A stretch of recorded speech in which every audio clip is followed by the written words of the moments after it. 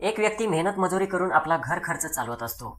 एक दिवस त्याच्या मुलाची तब्येत अचानक खूप खराब होते. मात्र मुलाच्या विलाजासाठी या व्यक्तीकडे पुरेसे पैसे नसतात आणि पैशांची अडचण असल्यामुळे त्याची पत्नी ही त्याच्या समोर असे काम सुरू करते जे काम बघण्याशिवाय या पतीला दुसरा काही पर्याय नसतो. आणि याच दरम्यान त्या व्यक्तीचे नाव सोशल मीडियावरती व्हायरल होऊ लागले. अखेर त्या घरामध्ये नक्की सुरू काय होते, त्याची पत्नी ही त्याच्या समोर नक्की काय करत होती, नंतर त्या व्यक्तीसोबत काय झाले, संपूर्ण सत्य घटनाक्रम मी आपणास या व्हिडिओमध्ये सांगणार आहे. त्यामुळे व्हिडिओ शेवटपर्यंत नक्की बघा. नमस्कार, स्वप्नील क्राईम टॉक्स मध्ये आपले स्वागत आहे. आजच्या आपल्या सत्य घटनेची सुरुवात होते महाराष्ट्रामधून.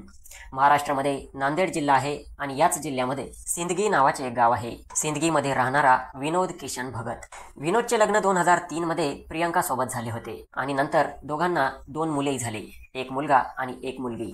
दोघेही अगदी सुखाचा संसार करत होते. दोघेही खुश होते. भगवान का दिया हुआ सब कुछ था, हाथ थे पैर थे, बस खेतीबाडी नहीं थी. त्यांना शेती नव्हती. मेहनत मजुरी करून त्यांचा प्रपंच सुरू होता. आणि जर मेहनत मजुरी करूनच प्रपंच चालवायचा आहे तर विनोद आपल्या पत्नी प्रियंकाला घेऊन गोकुंदामध्ये जाऊन राहू लागतो. परिवार दुसरीकडे राहत असतो आणि विनोद आपल्या पत्नी मुलांसहित गोकुंदामध्ये जाऊन तेथे राहतो आणि तेथूनच मेहनत मजुरी करतो आणि आपला घर खर्च चालवतो. विनोद सकाळी उठून कामावरती जायचा, संध्याकाळी घरी यायचा. विनोदची पत्नी प्रियंका घरीच असायची, त्याच्या मुलांचा सांभाळ करायची. परंतु एके दिवशी अचानक विनोदच्या मुलाची तब्येत खूप खराब होते आणि त्याला वेदना असहाय होतात. विनोद आणि प्रियंका त्याला हॉस्पिटलमध्ये घेऊन जातात. त्या ठिकाणी ॲडमिट केले जाते. आजार खूप गंभीर असतो, त्यामुळे डॉक्टर म्हणतात की याला इतका खर्च येईल. आता विनोद आणि प्रियंका ती अमाऊंट ऐकून डोक्याला हात लावतात, कारण मेहनत मजुरी करणारा कुटुंब इतके पैसे कुठून आणणार. तरीही मुलासाठी विनोद डोके चालवतो. अशोकनगरमध्ये त्याचं 4 रूमचं एक घर असतं. विनोद विचार करतो की ते घर विकून टाकू, त्यातून येणारे पैसे त्यामधून मुलाचा विलाज होईल आणि बाकीच्या पैशातून काहीतरी कामधंदा सुरू करू. मेहनत मजुरी करण्यापेक्षा काहीतरी बिझनेस करू, तो प्रियंकाला म्हणतो. प्रियंका ही त्याला होकार दर्शवते. मात्र इतक्या अर्जंटमध्ये ते घर विकत कोण घेणार आणि आपण कोणाकोणाला म्हणणार की ते घर विक्री आहे. विनोद इकडे तिकडे चौकशी करतो तर त्याला कोणीतरी शेख रफीद नावाच्या एका व्यक्तीबद्दल सांगते. शेख रफीद नावाची व्यक्ती प्रॉपर्टी विकत घेऊन देत होती आणि ती विक्रीही करून देत होती. म्हणजे एक ब्रोकरचे काम हा शेख रफीद करत होता. विनोद शेख रफीदला भेटतो आणि त्याच्या विनवण्या करू लागतो की काही करून माझं हे घर अर्जंटमध्ये मला विक्री करून द्या. माझ्या मुलाची तब्येत खराब आहे, माझ्या मुलाच्या हॉस्पिटलमधील बिल भरायचं आहे. विनोद आपली संपूर्ण परेशानी शेख रफीदला सांगतो. शेख रफीद हा दुसऱ्या दिवशी विनोदच्या घरी येतो. विनोदच्या घरी त्याची पत्नी प्रियंकाही असते. आता शेख रफीद आपला फोन काढतो आणि इकडे तिकडे कॉन्टॅक्ट करू लागतो. प्रियंका आणि विनोदला सांगतो की तुम्ही टेन्शन घेऊ नका, तुमच्यासाठी मी तुमचं हे घर आत्ताच्या आत्ता विक्री करून देतो आणि जर विकले नाही गेले तर तुम्हाला मी स्वतः पैसे देतो. तो इकडे तिकडे कॉन्टॅक्ट करू लागतो आणि त्यानंतर 10 लाख रुपयांना ते घर विक्री करतो. शेख रफीदने हे काम इतके अर्जंट केले होते हे बघून प्रियंकाला खूप छान वाटतं. शेख रफीदकडे बघून प्रियंका प्रभावित होते आणि विनोदही त्याचे आभार मानू लागतो. प्रियंका शेख रफीदला म्हणते की तुमचे जेवढे धन्यवाद केले तेवढे कमीच आहे, तुम्ही आमच्यासाठी देवापेक्षा कमी नाही. शेख रफीद प्रियंकाला म्हणतो की तुम्ही अजिबात टेन्शन घ्यायचं नाही, तुम्हाला जेव्हाही अडचण येईल तेव्हा माझी आठवण काढायची, मी नक्की तुमची मदत करेल. तेव्हा प्रियंका म्हणते की तुम्ही आता बिंदास्त आमच्या घरी येत जा, तुम्ही आता आमच्या घरातील एक महत्त्वाची व्यक्ती झाले आहात, आमच्या घरातील व्यक्तीप्रमाणे आहात. आणि अशा प्रकारे तो शेख रफीद गोड गोड गप्पा गोष्टी बोलून त्या ठिकाणाहून निघून जातो. विनोद आपल्या मुलाचं बिल भरतो आणि बाकीचे पैसेही घेतो आणि अशाच प्रकारे सर्व काही ठीकठाक होतं. विनोद आता आपल्या कामावरती जात असतो. प्रियंका आपल्या मुलांना सांभाळत असते. मुलंही शाळेत जाऊ लागतात आणि याच दरम्यान हा शेख रफीद आता विनोदच्या घरी येऊ लागतो. विनोदच्या घरी आल्यानंतर चहा पाणी नाश्ता वगैरे होत असते. या कुटुंबासोबत शेख रफीदचा चांगला लगाव वाढतो. विनोदलाही काही वाटत नाही आणि चांगल्या प्रकारे ओळख होते. मात्र शेख रफीद हा कधी कधी विनोद घरी नसताना देखील त्याच्या घरी येत असायचा आणि विनोद कामाला गेलेला असायचा, मुलं शाळेत गेलेली असायची आणि घरी आल्यानंतर हा शेख रफीद प्रियंकासोबत गप्पा गोष्टी मारायचा. प्रियंका शेख रफीदकडे बघून खूप प्रभावित झालेली होती, कारण शेख रफीदने अर्जंटमध्ये त्यांचे घर विकून दिले होते आणि शेख रफीद ही व्यक्ती अगदी लक्झरी लाईफ जगत होती. कारमधून फिरणे आणि सोन्या नाण्याने मडलेली होती. आता जेव्हा शेख रफीद घरी यायचा तेव्हा प्रियंका हळूहळू त्याला म्हणू लागली की खरं आयुष्य हे तुम्ही जगत आहात, नाहीतर माझा नवरा काय, पैशांची नेहमी तंगी असते, मजुरी केल्याशिवाय पैसा मिळत नाही आणि अगदी थर्ड क्लास लाईफमध्ये आम्ही जगतो. तेव्हा शेख रफीद म्हणतो की तुम्ही कशाला टेन्शन घेता, तुम्ही मला तुमच्या घरातील व्यक्ती समजले आहे, तुम्हालाही इथून पुढे मी काही कमी पडू देणार नाही. आता प्रियंका त्याच्या आणखी जवळ जाऊ लागते, त्याच्या डोळ्यात डोळे घालून बघू लागते आणि प्रियंकाची ही भावना तो शेख रफीद ओळखून घेतो. आणि त्यानंतर शेख रफीद प्रियंकाला म्हणतो की अशी लक्झरी लाईफ तुम्ही देखील जगू शकता, तुम्ही देखील चारचाकीमध्ये फिरू शकता. आणि अशा प्रकारे प्रियंका आणि या शेख रफीदचे सूत जुळते. प्रियंका शेख रफीदला म्हणते, ठीक आहे, पण मला कधी दुजाभाव करू नका, मला नेहमी आपले समजून वागवत जा. आणि त्यानंतर शेख रफीद आणि प्रियंकामध्ये अनैतिक संबंध प्रस्थापित होतात. प्रियंकाचे मुले शाळेत गेलेले असतात, पती कामावरती गेलेला असतो. इथून पुढे शेख रफीदला जेव्हा वाटेल तेव्हा तो प्रियंकाच्या घरी येऊ लागतो. कधी विनोद असल्यामुळे त्याला काही करता येत नसायचे, मात्र विनोद कामाला गेल्यानंतर, मुलं शाळेत गेल्यानंतर तो प्रियंकासोबत त्या गोष्टी करू लागला होता. आता कधी प्रियंकाला वाटले की आपण फोर व्हीलरमधून फिरायला जावे, तर ती तशी डिमांड शेख रफीदकडे करायची. शेख रफीद प्रियंकाच्या घरी यायचा, तिला कारमध्ये बसवायचा आणि विविध ठिकाणी तिला फिरायला घेऊन जायचा. कधी या हॉटेलवर तर कधी त्या हॉटेलवर जाऊन शरीर संबंध आता बनू लागले होते. आणि तिकडे बिचाऱ्या प्रियंकाच्या नवऱ्या विनोदला याची कसली पुसटशी ही कल्पना नव्हती. 29 ऑगस्ट 2025चा दिवस असतो. 51 वर्षांचा विनोद कामाला गेला होता, मात्र तो घरी आला नव्हता. त्यामुळे प्रियंका इकडे तिकडे त्याच्या मित्रांना कॉल करू लागली होती, पाहुण्यांना कॉल करू लागली होती, मात्र विनोदचा कसलाही पत्ता लागत नव्हता. प्रियंकाला वाटत होते की विनोद कुठे गेला असेल, येईल.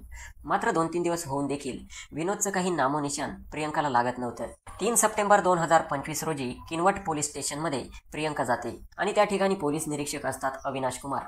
त्यांना भेटते आणि सांगते की माझे 51 वर्षांचे पती आहे विनोद किशन भगत, हे 29 ऑक्टोबर 2025 रोजी घरून कामाला गेले, मात्र आजपर्यंत परत आलेले नाही. तेव्हा पोलीस निरीक्षक अविनाश कुमार त्यांची तक्रार लिहून घेतात आणि प्रियंकाला दिलासा देतात की आम्ही लवकरच त्यांना शोधून काढू, त्यामुळे तुम्ही टेन्शन काही घेऊ नका. 4 सप्टेंबर 2025 रोजी पोलिसांना पेनगंगा नदीमध्ये एक बॉडी मिळते. बॉडी मिळाल्यानंतर प्रियंकाला सूचना देण्यात येतात. प्रियंका जेव्हा ती बॉडी बघते तेव्हा ती विनोदचीच असते. प्रियंका खूप मोठ्याने रडत असते, कारण तिला खूप जास्त दुःख झालेले असते. ती म्हणत असते की माझा पती जसा होता तसा माझ्यासाठी खूप चांगला होता, मुलांसाठी पैसे कमवून आणत होता, घर खर्च चालवत होता, मुलांचं शाळा शिक्षण बघत होता. माझ्या पतीसोबत हे असे व्हायला नको होते. रडता रडता ही प्रियंका त्या ठिकाणी बेशुद्धही पडत होती. पोलिसांनाही तिच्याकडे बघून खूप कीव येत होती. विनोदचे कुटुंबीय प्रियंकाला सावरत होते आणि इतके रडू नको, जे झालं ते झालं, जास्त टेन्शन घेऊ नको असं म्हणून तिला म्हणवत होते. पोलीस जेव्हा बॉडीचा पोस्टमॉर्टम करतात तेव्हा पोस्टमॉर्टम रिपोर्टमध्ये येते की विनोद त्या दिवशी खूप नशेमध्ये होता आणि नशेत असल्या कारणाने तो पेनगंगा नदीमध्ये पडला आणि त्याचा मृत्यू झाला. पोलीस मृतदेह कुटुंबियांच्या ताब्यात देतात आणि त्यानंतर विनोदचा त्या ठिकाणी अंत्यविधी पार पाडण्यात येतो. आता प्रियंका एकटी पडलेली असते, तिला नातेवाईक सावरत असतात. तेव्हा प्रियंका त्यांना नेहमी म्हणत असते की माझ्या मुलांचा आधार होता, मात्र तो गेला, आता मी कोणाकडे पाहून जगू. मात्र हे सर्व उरकल्यानंतर जो शेख रफीद होता त्याच्यासोबत प्रियंकाचं कॉन्टॅक्ट तसंच सुरू होतं. अगोदर तरी शेख रफीदला विनोदची अडचण होत होती, कारण कधी विनोद घरी असायचा तर कधी अचानक घरी यायचा.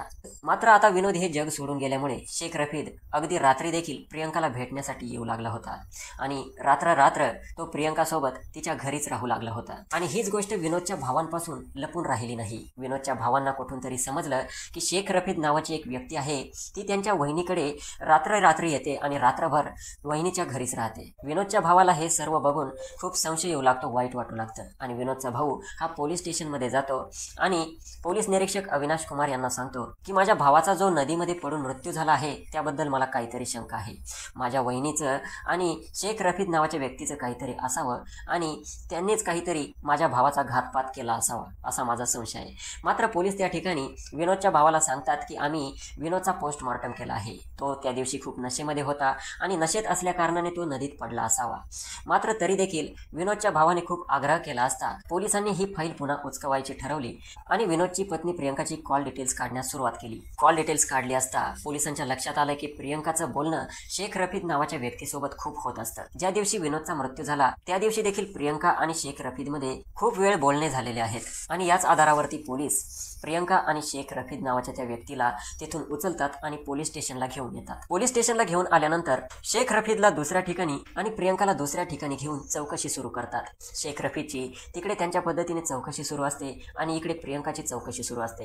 जेव्हा काही केल्या ते सत्य घटना पोलिसांना सांगत नाही तेव्हा पोलीस त्यांची आयडिया वापरतात. पोलीस प्रियंकाकडे येतात आणि तिला म्हणतात की शेख रफीदने आम्हाला सर्व काही खरं खरं सांगून दिलं आहे. शेख रफीदची यामध्ये काही चूक नाही, सर्व चूक तुझी आहे. आता तुला जेलमध्ये जावे लागेल, तुला फाशी होईल. जेव्हा पोलिसांच्या तोंडून प्रियंका हे सर्व असं ऐकते तेव्हा प्रियंका गडबडून जाते. तिचे हातपाय कापू लागतात आणि ती पोलिसांना सुरुवातीपासून शेवटपर्यंत संपूर्ण घटनाक्रम, संपूर्ण कहाणी सांगते. प्रियंका पोलिसांना सांगते की 2003 मध्ये विनोदचं आणि माझं लग्न झालं. आमच्या दोघांमध्ये खूप प्रेम होतं, दोघांचा सुखाचा संसार सुरू होता. मात्र पैसे कमावण्यासाठी मेहनत मजुरी केल्याशिवाय आम्हाला पर्याय नव्हता. विनोद खूप कष्टाळू होता, तो मेहनत मजुरी करत होता, सर्व काही सुरळीत सुरू होतं.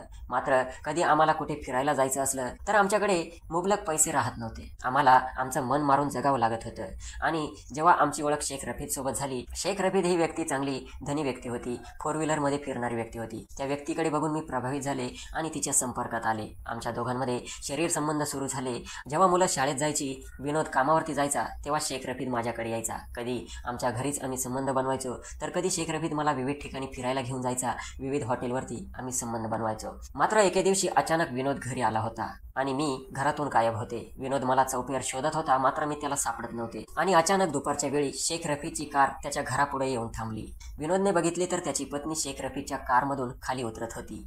जेव्हा शेख रफीद प्रियंकाला सोडून त्या ठिकाणाहून गेला तेव्हा विनोदने त्याच्या पत्नीला जाब विचारले. पत्नी थोडी अडखळू लागली तेव्हा विनोदने तिची खूप मारपीट केली होती, तिला खूप मारले होते. विनोदला सर्व काही समजून गेलं होतं. विनोद तिला म्हणत होता की या व्यक्तीने आपले घर विकून दिले, त्याबद्दल त्यानेही कमिशन घेतले, त्याला आपण धन्यवाद दिले. मात्र या व्यक्तीसोबत इतका लगाव तू का ठेवत आहे? या व्यक्तीसोबत तू अनैतिक संबंधात पडली आहे. मात्र प्रियंका त्याला नकार द्यायची आणि विनोदला याचा खूप राग यायचा. विनोदला कळून चुकले होते की आपली पत्नी प्रियंका आणि शेख रफीदमध्ये आता अनैतिक संबंध निर्माण झाले आहे. त्यामुळे विनोदला हे टेन्शन सहन होत नव्हते आणि हा विनोद खूप जास्त प्रमाणात दारू पिऊ लागला होता. तिकडेच मेहनत मजुरी करायचा आणि तिकडेच खूप जास्त दारू प्यायचा. काही केल्या पत्नी सुधारायचं नाव घेत नव्हती. एके दिवशी रात्रीच्या वेळी विनोद झोपलेला होता आणि याच दरम्यान प्रियंकाच्या मोबाईलवरती शेख रफीदचा कॉल येतो. प्रियंका गुपचूप फोन घेऊन बाहेर जाते आणि शेख रफीद सोबत बोलू लागते. मात्र इकडे विनोद झोपलेला नव्हता. त्यालाही त्या फोनच्या आवाजाने जाग आली होती आणि आपली पत्नी प्रियंका कोणासोबत बोलते त्याला डाऊट आला होता की हे शेख रफीद सोबतच बोलत असेल. विनोद गुपचूप तिचं बोलणं ऐकत होता, तर प्रियंका ही अगदी पतीप्रमाणे त्या शेख रफीद सोबत बोलत होती. आणि हे सर्व ऐकून विनोदला त्या ठिकाणी खूप प्रचंड राग आला होता आणि त्या दिवशी देखील विनोदने प्रियंकाला खूप मारहाण केली होती. प्रियंका काही केल्यास सुधारायचं नाव घेत नव्हती आणि या टेन्शनमुळे विनोद आणखी दारू पिऊ लागला आणि जेव्हा जेव्हा तो घरी यायचा तेव्हा तो प्रियंकाला मारायचा. त्यामुळे प्रियंकाला या वेदना नकोशा झाल्या होत्या आणि ती शेख रफीदला सोडण्यास तयार नव्हती. प्रियंका शेख रफीदला कॉल करून सांगते की विनोदला आपल्या रस्त्यातून बाजूला काढ, नाहीतर हा माझं जीवन मुश्किल करून टाकेल. शेख रफीदही प्रियंकाच्या प्रभावाखाली होता. शेख रफीदलाही प्रियंकाची लत लागली होती, त्यामुळे त्याने प्रियंकाचे ऐकले.